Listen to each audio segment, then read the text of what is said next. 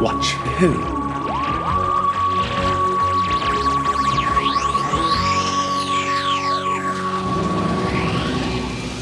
Hello. And welcome to Watch Who, a Doctor Who podcast. I'm Mark. I'm Sarah. And I'm a Doctor Who fan. I'm new to watching Who. Watching for the very first time. Very first time. And Chan, I was going to do the whole intro, though. Like this, Chan, though. But I knew I would mess it up like I have, so I didn't even try. So what's he talking about in an area is what you're trying to do? Yeah, it's Utopia this week. Big week.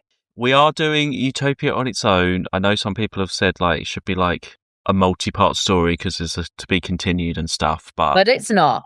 But it's not. And also, I would be making Sarah watch like 3 episodes instead of like, 1 and a 2. I would be pissed. Yeah. And we can't just finish the whole series in like 1 episode. So we're breaking it up, everyone. We're just talking about Utopia this week. So welcome back. That's it. Yeah. But before we start, so we did Blink last week. It's been a couple of weeks since we recorded. It feels like ages since we actually recorded. But we did Blink, and I was talking about Weeping Angels on audio, and there's like loads of them. And I should have mentioned, I'm going to recommend an audio. There is a great Weeping Angels audio with David Tennant and Colin Baker called Wink. So, I do recommend that one.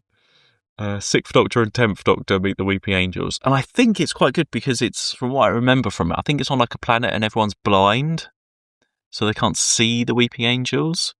And Wink. They end up doing winking as well. So I do recommend that. And also on the subject of Blink as well, we'll talk about Carey Mulligan. And I'm really excited. I don't know if you've seen, she's been cast in the new Netflix Narnia. And it's, what's her name? I think, is it the woman that directed Little Women and Greta? Oh, Greta Gerwig. Yeah, I think it's her doing the Narnia series, right, nice. I think. But they're doing the first one. I haven't actually announced it yet, but they have been filming The Magician's Nephew, which has never been done, which is great. They're actually starting with like the first book. And I know it's not technically the first book because Lion, Witch and Wardrobe came out first, but in the chronology of Narnia, The Magician's Nephew is the first one, if you know your Narnia. Yeah. I do know my Narnia quite well. Mark knows that. So I think Carey Mulligan, she's not like one of the kids. She's like the mum, I think, of the kid in The Magician's Nephew. So I am looking forward to that as a 2026 thing. Must be out in 2026, probably at the end of the year, but hopefully it's the first of doing actual all 7 Narnia books. Come on, someone needs to do it. You have no thoughts on that? I mean, she's great in everything. So okay. I don't know why, after we watched that, I was watching, by chance actually, a thing came up on my you Instagram, like when you click on the find and it comes with like suggested things. An interview came up with Marcus Mumford about how they met. Oh, right, okay. So my phone's obviously listening to me. Your phone was listening to our last week's episode on Blink, yeah. Also, well, I was going to say, I didn't say last week, so in just terms of like how we record, and then the episodes goes to patrons, and then they come out later in our schedule, Blink last week would have come out on our anniversary. 6 years of To Watch Who, if I make it right. We should have mentioned it last week. 6 years. Blink was the anniversary episode, so we're a bit late. We're a week late, but it's 6 years of To Watch Who. 6 years. That is a long time, Mark, isn't it? I should put together what each episode, what story came out on the anniversary. What are the 6 episodes that came out from between Unearthly Child and Blink? There's 3 others in between there somewhere to work out what they were. So, but also, well done, everyone. Did we say well done, everyone, getting into March? Yeah, we did that last week. Anyway, it's March. I don't have anything else apart from my, I'm calling it my Professor Lazarus regime, which I've mentioned to you a few times. So I'm taking my biotin still.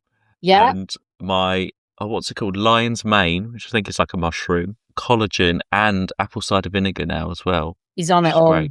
So I'm on it all. So me and Professor Lazarus, that's us.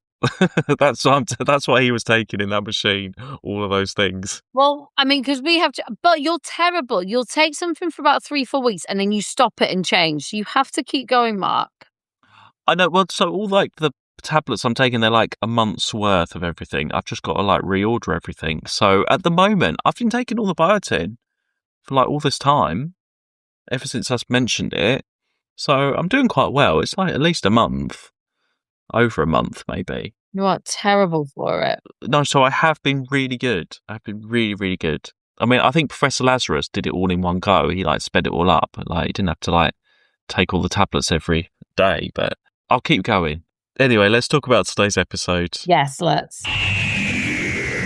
Captain Jack Harkness, and who are you? Oh, don't stop. We're going to the end of the universe. So what's out there?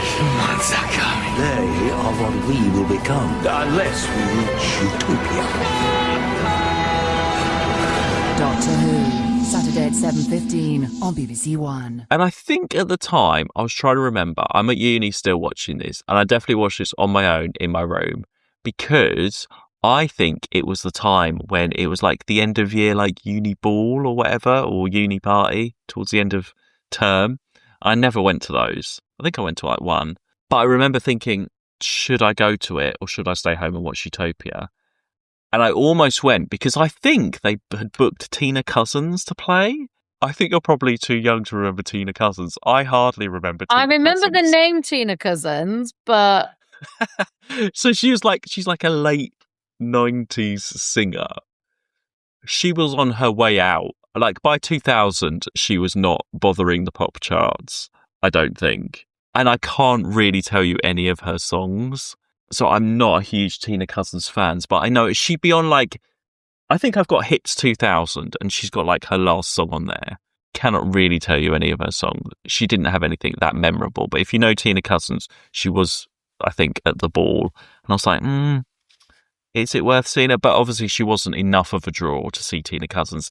And there'd been sort of rumblings that we would have had, this was like a big episode. I didn't want to miss it at the time. So I'm glad I didn't. I'm glad I watched Utopia rather than going to see Tina Cousins. There are your options. Go to the ball and see Tina Cousins. I'm going to look up Tina Cousins now. I'm trying to think who she might have been. If I see her, the name rings a bell. Oh, that makes Knowledge. absolutely that's nothing to me. Looking at her makes it worse, actually. Oh, I couldn't tell you what she looked like. Looking at her has made her even less. She had 5 singles in the top 20. Do you know what? Actually, I think the biggest song that she would have done that you might know is she did a song with Sash, Mysterious Times. Yeah, that's the one that came up. Oh, and that's the weird thing. Okay, sorry, we're going pop music at the moment. So in the 90s, when ABBA had that sort of revival, 1999, at the Brit Awards, they did like a tribute, thank ABBA for the music, and it was Steps, Cleopatra, Bewitched, Billy, and Tina Cousins. All of those acts are like big, and everyone was like, why is Tina Cousins on there? She's like that weird one on there that was like, why would you do that? Because like Billie Piper was big in her pop career at the time. Yeah, I mean, I remember Billie Piper being... Oh, and she actually, and she Just Around the Hill with Sash. Yeah, she did sort of like those sort of dance singles, but her actual career. So anyway, she was at the end of her career. Well, she was doing my uni ball. Of course, she was at the end of her career by that point. But anyway, Utopia was on when Tina Cousins was singing. That's all we need to know, really. But it was a big one, and there were hints of what was happening in this. But I don't think I 100% knew that what was going to happen in this story happened. But let's go back to the beginning. Yeah, I kind of needed it explained to me, I'm not going to lie, so... Oh, right, okay. A little bit, yeah. Anyway, so we'll get to it, but yeah. So it starts off, we have Captain Jack back. The TARDIS lands in Cardiff Bay, like it did in Boomtown, to recharge. Of course, very helpful. Yep. And Captain Jack is running towards the TARDIS, so we find out at the end of Torchwood, Series 1, which is why I think it was good that we did those series in order on transmission. So Jack runs out and leaves Gwen and everybody and all the paperwork, like we said, and he's heard the TARDIS, and he's grabbed the hand, which was in Torchwood Series 1 all that time, put it in his rucksack, and he runs towards the TARDIS. But then the Doctor sees him and is like, let's get out of here, which is quite interesting. And Jack, because he can't die, grabs onto the TARDIS and goes through the time vortex, which is a great start to the episode. Yeah, it was great. I enjoyed that. So actually, well, we had it in last week, didn't we? That Jack was going to be in this, but Yeah, you see that, yeah. I'll be honest, because the way I think of Jack leaving Torchwood and the way that he appeared in this were not the same to me. So that I was a bit like, what's going on with that? what do you mean? So in Torchwood, he was there. They were in the room. You hear the TARDIS, and then it's all like papers everywhere. Whereas this is outside. Oh, so in the end of Torchwood, you thought the TARDIS had landed and the papers were because It was the TARDIS in was the taken TARDIS off. was in the room. Oh, I see. Yeah. Well, I think it's just a bit dramatic to have some papers flying around. He's probably grabbed the hand, and that's him running out the room. Yeah. I get why they've done it, but I think I had in my head a different thing. Well, because actually, is it Yanto, Tosh, and Owen have got coffee from the bay and come back, don't they? So technically, they probably would have seen the TARDIS there outside because it literally has landed outside the entrance to Torchwood. Yeah, hasn't it? true. So yeah, it doesn't really match up, but it's a bit more dramatic and exciting. And we go forward in time, and we find out that's because the TARDIS is a bit like freaked out with the way that Jack is hanging on to the end of it. But it's quite nice. I like how at that beginning we've got Jack and Martha sort of getting on. Like Martha is meeting Jack for the first time. And Jack is Jack. But they sort of bond quite quickly out of the Doctor sort of, well, Martha's still going on. I mean, we get more Rose talk actually at the beginning of this, don't we? And that is brought up. But they both sort of bond because the Doctor sort of abandoned them in different ways, or do you know what I mean? That's quite nice. So what do you think of that little trio? Yeah, I mean, I enjoyed it. I enjoyed Martha, I guess, sort of getting that picture a little bit more of things being put together. Well, you see, if we hadn't have watched all of Torchwood, we wouldn't have seen Jack since he was just left on the game station. And we'd be like, hang on, what's he doing on Earth? So it does explain that he had his vortex manipulator thing. He was able to like zap to Earth to try and find the Doctor, and he had to live out all of that time, and how he found out that he couldn't die and everything. It does give you the explanation if you have completely missed out Torchwood. Yeah. Because even that's not really explained in Torchwood. Well, no, it's not. It's sort of left to work out. Yeah, we never actually get that story of why. He's mysterious to Gwen and all that, isn't he? Yeah. We learn that he can't die in Torchwood, and then that's made clear in this very quickly. It's very good at like bridging the two gaps and filling in some gaps for if you've watched both. Like if you watch Torchwood, you sort of know, and But it gives you a little bit more. And if you haven't, you can still watch it and get enough of the story to follow along. Yeah, I don't know why he needed to grab the hand and put it in his bag. He's had a bag ready to quickly grab in case the That's Doctor what I turns up. mean. That's why I was like, anyway, that's Because it bubbles at the end of Torchwood, doesn't it? And that's how he knows the Doctor's nearby. I think that's the indicator. But yeah, maybe. But yeah, it's fine. It does, yeah, like you say, it's trying to like, if you've seen Torchwood, it's trying to like add up the dots for you. But if you haven't, it's trying to explain for you. I think it does all right. And we're in the year like 100 trillion or whatever. And we have like the future kind people, which don't really do anything. They're just there because we need a threat, really, at the end of the day. And we know they're future kind because they've got the spiky teeth. Yeah, exactly. That's the only reason. And I think, Russell T Davies, it might be on a commentary or something, because you've got that pre-titles with Jack going into the vortex. That would have been great as like going into the Doctor Who titles. But the problem is you have to cut to future kind because you can't go from Jack in the vortex to the titles because it's the same thing. Yeah. It's the TARDIS in the vortex and it will look really weird. So they had to just shove in future kind being like sensing something for no reason just to break up going from the vortex to the titles vortex. That's the only reason the future kind are really like, oh, something's happening. But you know, because they've got spiky teeth. And Show us your teeth. it does remind me, do you know what I have been thinking? And I don't think I'm going, I don't know. It's not reality, but I was thinking of getting like those, like, not actual veneers, but you know, the ones that stick over your teeth. No.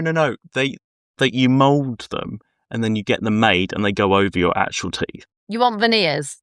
Yeah, but like ones that wear, because actual veneers, Yeah. are like Yeah, take they your real shave your teeth teeth. away. Yeah. But it's not that. It goes over the top of your teeth. So you're not getting rid of your actual But teeth. you'll have like bigger teeth. Yeah. I don't know. I need to look into it, but I think it's So I always think, this is a story I always think of.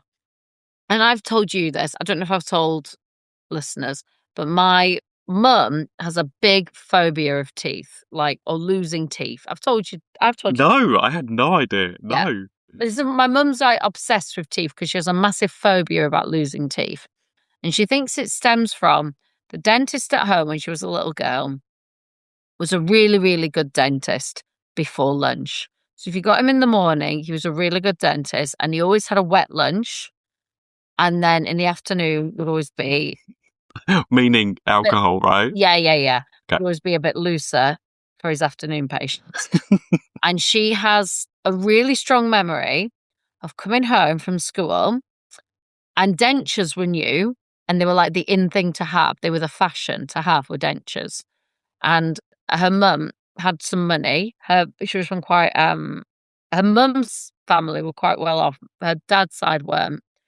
And her mum wanted dentures because that was the fashionable thing to do. And she was in her 30s. So my mum remembers coming home and the dentist was my grandma was on the kitchen table and the dentist was pulling out all of her teeth and then fitting her dentures for her. But he put too many teeth into the denture thing. And so he fitted the dentures and then my grandma smiled at my mum and there were too many teeth in. And my mum was like, you know when you see a chimpanzee smile and they sort of like have that, sort of like, that's what my mum said she looked like. They were like, they were too big for her mouth. There were too many teeth and the teeth were too big because he'd had a wet lunch.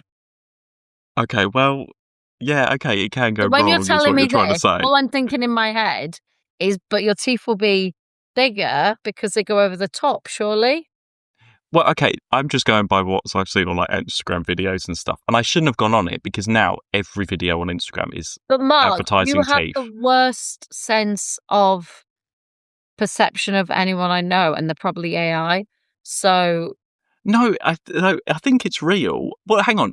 It's a good thing that I'm going by the cautious route. I'm not being like, yeah, I'm going to have all my teeth taken out and new ones put in. I don't want that to happen. But if there was something that just sort of went over the top, I think that would be a good thing. Anyway. don't see the dentist after a wet lunch is all I'll say. Okay. Well, no, because you mould it, you send it away, and they send it back to you, apparently. Yeah. I'm just thinking about it. I'm just saying. Because I don't know. I don't like my sticking out too. And I should have had braces. I should have had braces. And I was offered to have braces. And I was measured up to have braces. And the dentist was like, you should get braces because this tooth is going to like eventually be sticking out. And my parents were like, do you want braces? And I was like, no. And they were like, okay. I wasn't like forced to. Yeah. It was my decision. No. I don't know if it would do anything. They go behind your teeth. My mum got offered braces. My mum's 78. The dentist was like, oh, you can have braces if you want. And my mum was like, I'm 78. I'm all right. Yeah, I think I'm looking for staying in my mouth, to be honest, at this point. But I mean, I think I had that attitude when I was like 16. I was like, I'm too old for braces now. But anyway. as an adult, they're like, they're not like the train track ones that you think of. They're like, they go behind your teeth. Like, look it up. Okay. Well, anyway, I feel like I'm sort of future kind at the moment, but it's not actually that bad. Mark's gonna give it like 2 years. Mark will be on here. He's gonna be like tanned. He's gonna have flowing locks that come down to his like shoulders from all this biotin. His teeth are gonna be like veneered to the max. He's going to be he's not even going to look like Mark. He'll have Botox eyes. He'll have like so much Botox in his face. We'll be like, to watch who? And we'll be like, who is that? Meanwhile, I'll be over here wrinkling away like a prune. It's not going to be that bad, but I was just thinking about it. Okay, I will look in a bit more detail before I do anything. But I feel like that's the cautious route, is just to have the mold and they go over the top of your teeth and you can take them out and you haven't done any like permanent damage. Anyway, That's Future Kind and Teeth. We've spent far too long on that. I look forward to the edit. I'm not editing anything. Anyway, we have Future Kind. Not there for a reason. Hang on. Hold on. I might have to do a U in a second. Because my blood glucose is a bit low. I might just need to go and get something. Go and do it. I'll be like 1 second. Yeah, go for it. I never do this. It's usually No, you don't. It's usually me. You go for it, love. I'm just going to go grab some sweets. I'll be 1 second. Is that a city? City or a hive, or a nest, or a conglomeration. Like it was grown. But look, there, it's like pathways or roads. Must have been some sort of life. Long ago. What killed it? Time. Just time. Everything's dying now. All the great civilizations have gone. This isn't just night. All the stars have burned up and faded away. Eat your sweets. Okay. Oh, Okay, I'm going to have a eat your mixture sweets. of... I've only got 1 glucose thing left, so I'm going to have that. Have your glucose thing. Okay. Well, tell me about how you were finding this episode while I eat my sweets. Okay. Well, I'll move at a quicker pace than you because so far we've met Jack. Well, not a lot happens, really. Well, in the no. beginning. So you eat your glucose sweet. So, yeah, I really liked them meeting Jack. I thought that was really nice. I enjoyed like the pace that things moved at. Like they see the human, we see them like move. We get into the camp really quick. Like this idea of like the different hierarchies, like we have a child in charge. Like things move really quickly. It was really interesting, this idea of like, you know, because we're right at the end of time, like the humans, almost like the refugee sort of element of it. Like, you know, they're in these camps, they're unsettled. And it felt really unsettled to watch. So I really like. I thought it was really powerful to see. You know, we see the rocket, all that. We meet the professor. Was it Nod? Is he a professor? Yes. And what's she called? Chantho. Chantho and Chan. So that was a nice little relationship. We're meeting them. I liked that the technology was so advanced for even the Doctor. I thought that was really clever because he's not even seen this yet. It's so far ahead that he's not even been to this point. That was really interesting. You know, he's almost saying himself, why have I missed him to this point? And, you know, we're watching this and he's, you know, but I can do this and like he can help and he can do stuff. I kept thinking that he was going to be turned into one of the teeth people because we'd seen the woman downstairs. Yeah, so... all we can see is the professor having like, and I hadn't clocked it to what had happened the week before, like, because it was different. It was a different kind of, like, I can hear something. We hadn't seen that with the Doctor. He hadn't had any of that when he'd been near the watch. He was just getting on with it, you know? Yeah. Like, it's very much... Okay, let's just talk about it. Spoilers if you haven't seen it, but you should have by now. Or you're following along with us and you get your this is your experience. Well, yeah, you still should have watched it before you listened. It's all designed, this episode. Like I say, there's not like tons that happen. Like the Future Kind are just there because they're a really good side story because for me, I genuinely thought that was part of the main story. I suppose, yeah. I was watching this and I genuinely thought that the peril was going to be something like they got on, like they all get on and then he gets turned, or something would happen and he becomes one of them and the Doctor doesn't have this knowledge to fix it because it's so advanced. How are they going to solve it? I thought it was going to be something like that. I get it. If you're watching for the first time, you think, well, this is the story of the week. You've got the Future Kind outside, the human race inside. They're trying to get away. It wasn't until the watch appeared and I was like, well, how does the watch link to... Genuinely, watching this, I was watching him and I could sit here and scream, yes, and I thought, is it that he knows something's going to happen and he wants to get everyone out of here before he knows he's going to change? Like he's trying to get everyone out of here. He's getting frustrated because he knows he's about to change and he wants to get everyone out of here safely. I genuinely thought that. Yeah, because you have the Professor and Chantho, and they're the only characters we really meet and talk to. Like you say, apart from like all the refugees and the kid, who is a blue piece of winner to get a part in Doctor Who. Oh, And that's why the kid is in there. That's the only reason it's the kid. and they're great. They do really well. Yeah, because obviously, because last year's winner was designing the monster, and this year's winner, there was it was a whole series on CBBC, and they did all different challenges, and they went through week by week, and it got down to like this kid that won the part, and he's in like the Hobbit films. He's gone on to have an I was actual wondering career. if he was in other stuff because he was great. I mean, well, I don't know if he was great, but Although he held his own. I mean, like, you know, he hasn't got much to do, but held his own. It's not a big part. well, no, that's because he's like the kid that won the part to be in Doctor Who. So I think he's divided by fans. Let's say that part. I don't see why. I thought he was really good. I was like, I quite liked it. Honestly, I really liked it. So you have all of that, and it's building up. And he's a great character, the Professor, and played by Jarek Jacobi.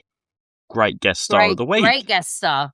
And he's getting on with the Doctor, and the Doctor's trying to help. And all it is, it's about just getting this rocket working, and he's trying to help the Professor. And okay, yeah, there's the peril that the future kind woman gets in and blows stuff up, and it doesn't go to plan. Yeah, and you could be thinking, okay, that's the story of the week. That's how it is. Because it's a little bit like, you know, getting everything to work in the technology. A bit like 42 a couple of weeks ago. It has that sort of vibe to it where they've got to go in the suit and get through, and there's a radiation and all of that kind of stuff. So you could be thinking that's all it is. Huge thing with the watch. And then when Martha recognises the watch, that is when you're like, okay, there's something else going on here. And you've got that sort of noise in his head. And so I don't think, from what I remember, I don't think I knew it was going to be the Master. You see the watch, and he recognises the TARDIS, doesn't he? He's starting to have those moments. I thought that it was like another. Initially, I thought it was another timeline of the Doctor. You see, I think when I first, because you recognise, I was like, is this like the first Doctor or something? Yeah. Like... I was like, is this another timeline where the Doctor decided to go to the end of time to be, because like that Doctor obviously decided to go to, you know, that point in time to not get chased, you know, to save and put himself into a watch so he would have no memory. Is there another timeline where the Doctor went to the end of time? That's what I initially thought. I was like, is this like, and like, so now he's going to be bumping into himself. Like, what would that mean? So you had no idea it was going to be the Master? Oh, no. And I friggin' love the Master. I know. Like, I know the Master's coming at some point, right? Like, because I know enough to know the Master comes. I remember seeing, like, the Master. I remember it being a big thing about the Master being in Doctor Who. So I know, like, there is, and I know it's a guy from Life on Mars. Okay, so you know so it's going to be again, Johnson. Because it's not that actor, I wasn't expecting that. But and I friggin' love the Master. You know I love the Master. I think I walked around about 20 times and said, I friggin' love the Master. But I said another word instead of friggin'. Well, you do. I love the Master. And we've not had the Master them. for a long time. Well, because it's still early on to bring something back. I mean, we've had the Daleks come back, Cybermen, of course. This is, you know, them bringing the Master back is the next big thing. Actually, so series 1 with the Daleks, series 2 is the Cybermen. The best. He is. He's the best by far. And you don't realise. The Daleks, it is the Master. The Master is hands down the best villain in Doctor Who. Well, it's two things as well. It works even better. Bringing back the Master. Of course, you're going to bring back the Master. He was big in classic. Yeah. The Master. Yeah. I love the Master. But also, this is another Time Lord. So with all the Last of the Time Lord stuff, it's like that whole extra part of it. And I don't think I realised it was the Master. I don't know if you noticed, there's, as he's opening the watch and as like he's, you know, becoming back to being the Master, there's a couple of like voices you hear. There's a clip from like the Demons of like original Master, and there's a like the laugh of like the 80s Master. There's a few like voice clips from Classic, which I remember being really excited at the time. And that was the moment when you hear the original Master's voice in all of that sort of montage bit. That was the moment I was like, oh my God, it's the Master. See, I That's what didn't did it hear for me. that. I didn't hear that. I think because I was watching it, and maybe it's because you've watched. Is that what you heard when you first watched it? Well, when I first watched it, yeah. You hear the laugh, you hear that the voices. It's in the background, sort of thing. I don't think I heard that at all. I was watching it, and I was watching the actor trying to work out what is happening. Why is he so confused by this? And I was trying to work out why is like I was just trying to work it out, to be honest. And then he goes through, and he's so like angry and like you. And I was thinking, what have I missed here? And then, it literally, like James had to go. It's the Master, and then when the doctor was Master, I was like, oh my God, it is. Well, no. Well, the first time he kills Chantho, doesn't he? Yeah. I was like, what is happening? Like, I was like, why is he? What's going on? What's going on? But then he says, "I am the Master" at the screen, and he's like killing her. Yeah. That's the moment you definitely know. But also, it ties in with that face of Bo.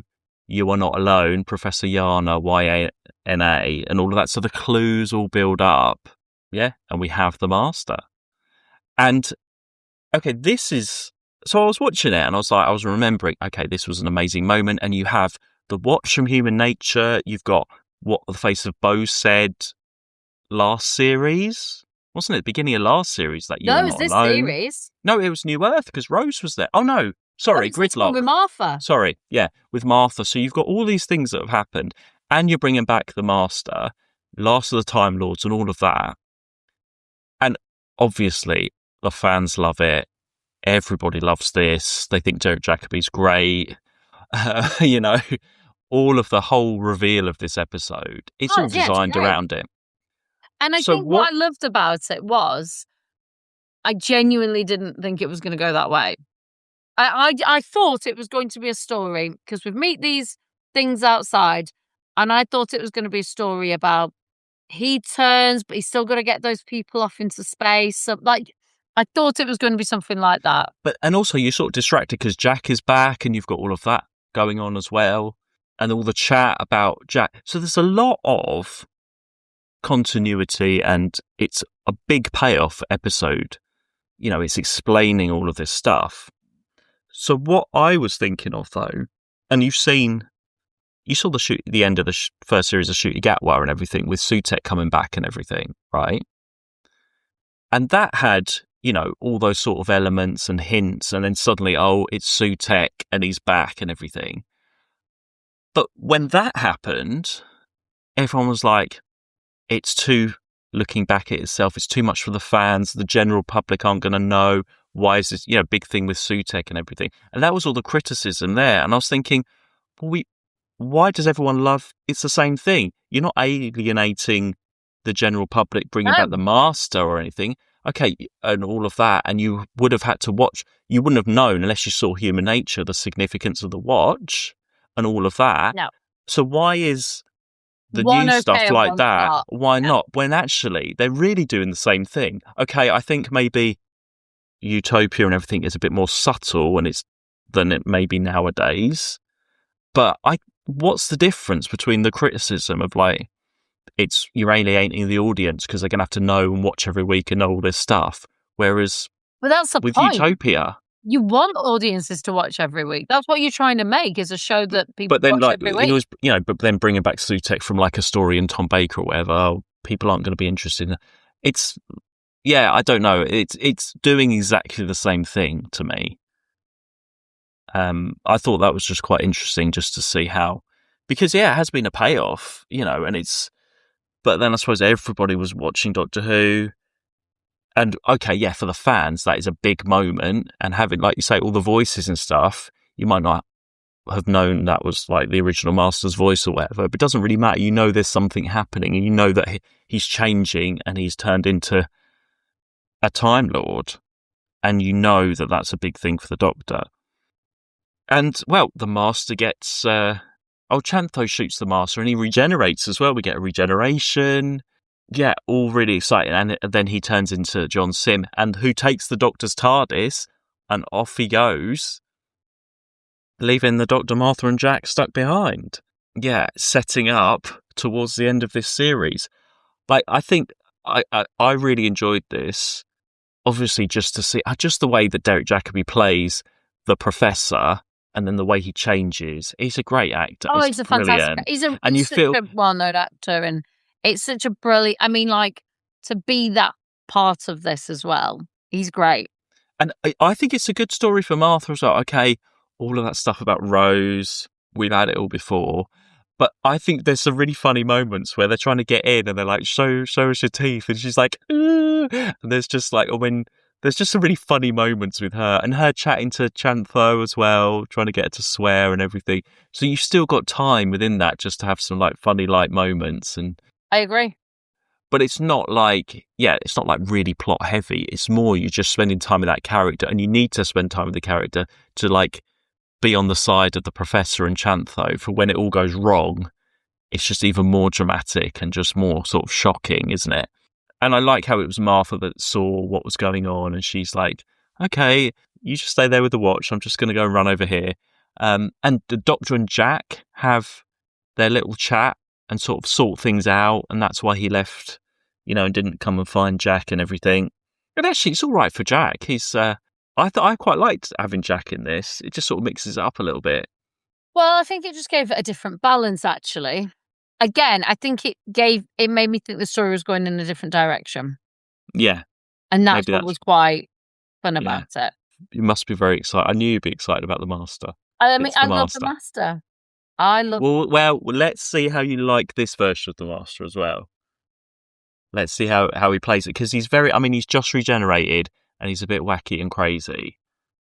To me, already, which I'm not against, because also I love what the essence of the Master character is, more than like what the essence of the Master character is, like someone who's as smart as the Doctor, that can rival the Doctor's cleverness, but is the complete opposite of moral character. That is what I love about the Master. And the ego. And the Doctor also has ego. Like, they are each other's like best friends and worst enemies. There's a similarity between them that they can have so much in common and get along, and yet have so much difference. It's like it's like the epitome of a love-hate relationship. How someone portrays that is kind of like anyone portraying the Doctor.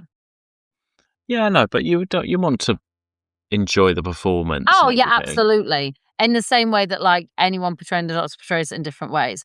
But the Doctor is always the Doctor. You should always have the Doctor have the soul, the heart and essence of who the Doctor is always the same. That's why all these actors love playing this character. And do you know what? Interesting. Do you know what? We just talked earlier about Doctors coming back to play in Doctor Who. We didn't even talk about Jodie Whittaker. I mentioned her. I did. In our Gareth Eccleston, I mentioned her. You went for Christopher Eccleston, you did it. Oh, I did mention her, I did. I never forget Jodie Whittaker. I never mentioned her. Because she did an interview only a few weeks ago where she was like, it's her favourite part she's ever played. Yeah. And this is I like it. She loves it. And she said like she'd go back in a heartbeat. And like, the Doctor is like, look, a morally great character with flaws and open flaws, and saves humanity constantly and gets to go on amazing adventures, but has like incredible morals.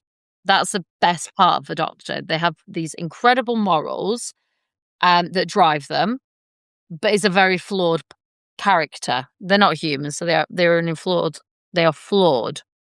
And that flaws comes out in different forms, depending who's playing it and how they play it, but they are flawed. They are not perfect. But they are incredibly intelligent and smart and clever and go on these incredible adventures. That's where the fun is. The Master is exactly the same, but their morals are different. Yeah. I don't know. We'll see. I'm not a huge fan of how John Sim plays it, because it is very different. Because actually, all the masters in Classic have been pretty similar, Yes, haven't but they? the original master was fantastic. And if you remember when they did the second one, they made it look like the master. Yeah, with the beard and stuff. Yeah, And but it wasn't the same. And I No. think it's almost like you were trying to like fit into, which was just such a weird choice if you think about it, because you regenerate a doctor. It's exactly like it almost doesn't even fit its own logic. You regenerate the doctor who has completely different faces, and yet also a Time Lord is a master, and yet That's the 80s. That was the 80s. has to look exactly the same. Yeah. Like, All the weird decisions of the 80s. oh, Yeah. such a weird decision. But no, Not yeah, that okay. actor's fault. Like, look, you're Cash, you put in a role. What happened. But the original master was just incredible. I said to James, I was like, you're going to have to watch some original master to understand like the absolute brilliance of like where the master comes from as a character. I'm just interested to see how you find John Sim. I think because I've seen one of a modern master, which is the one that was with Jodie Whittaker. Yeah, Sacha I've seen Dhawan's one master. episode. And I only saw because I watched like 15 minutes of an episode and I saw it turn into the master. So I know that happens. And that was just pure chance. It was on TV and I was like, and I think we talked about it at the time. I was like, what is happening? And then at the end, it just happened to be that. So I haven't seen him be the master. I just saw him become the master. So I can't talk about any acting of him as the master. But it's the right decision to bring the master in because, like I say, with the Time Lord stuff, he's not on his own anymore, so there's all of that to explore. It's just such a great, but it's just such a great character to have in the Whoniverse as the master. Well, it did end on a to be continued, so we now have the finale, the two-parter end of the series finale, which I guess is going to feature the master as the finale. Which, so we've got Martha. That's Martha, fine. Jack. I'm fine with that because I love the master. But no, yeah, I thought you'd like this one. It's fun. And yeah, it could be a three-parter, but no. Let's see what happens next time. Oh, so what is the next one called? Oh my God. Why don't I know what it's... Oh, okay. So the next episode is called The Sound of Drums. Okay. That kind of fits because we just had all that. Because he had all the drumming in his head, didn't he, and stuff. Yeah. So we'll find out a bit more about the master. And very exciting. And then we nearly finished Series 3. Okay, well, let's leave it there then. I think we covered that. We talked about enough teeth and things. Yeah. A lot of things about covered. teeth. Plenty about teeth. Yeah. And the master. Okay, everyone. Well, we will see you next time for the two-part finale. In the meantime, you can find us on social media at 2WatchWho and at Patreon at 2WatchWho. And we will see you next week for the thrilling finale. Bye. Bye. 2 Watch Who.